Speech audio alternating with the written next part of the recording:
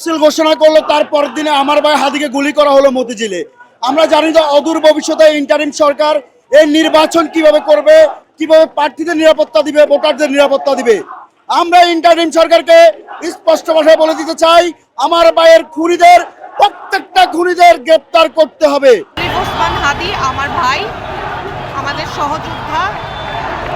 আগ্রাসন বিরোধী যুদ্ধে সেই যে বলিষ্ঠ কণ্ঠ ছিল, তার কণ্ঠ রোধ করার জন্য যে পরাশক্তি ষড়যন্ত্র করে আমার ভাইকে হত্যা করেছে, তার বিচার চাই।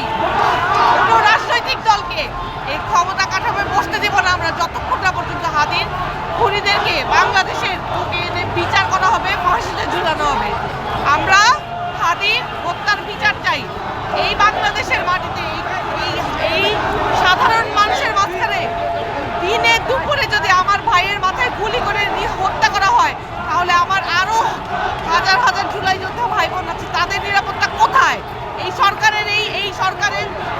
সরকারের বসে থাকা আইন শৃঙ্খলা বাহিনী পেঁয়াজ আলুর টাকার হিসাব দেয়।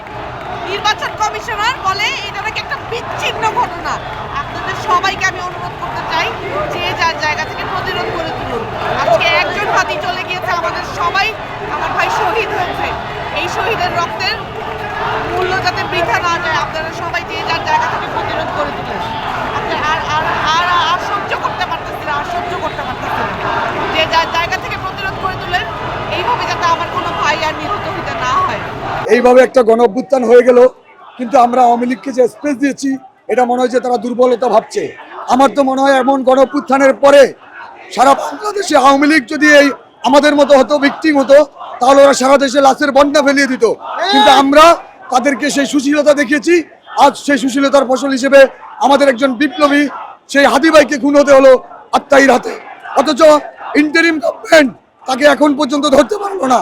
ওই তার ঘরের তার মাকে ধরছে, তার বোনকে ধরছে, তার প্রেমিকাকে ধরছে, কিন্তু খুনি কিভাবে পালিয়ে গেল সেটা তারা আজ পর্যন্ত আমাদেরকে জানাতে পারো না। এটার জন্য আমরা ধিক্কার জানাই। একজন বিপ্লবীকে এই রাষ্ট্র যদি নিরাপত্তা দিতে না পারে, তাহলে এই রাষ্ট্রকে আমরা কিভাবে বিপ্লবী সরকার বলবো? এটা গণঅভ্যুত্থানের সরকার হতে পারে না। এরা মনে হচ্ছে ভারতের প্রেসক্রিপশনে বাংলাদেশ চালাচ্ছে। আমাদের কাছে আপাতত এরকমই মনে হচ্ছে।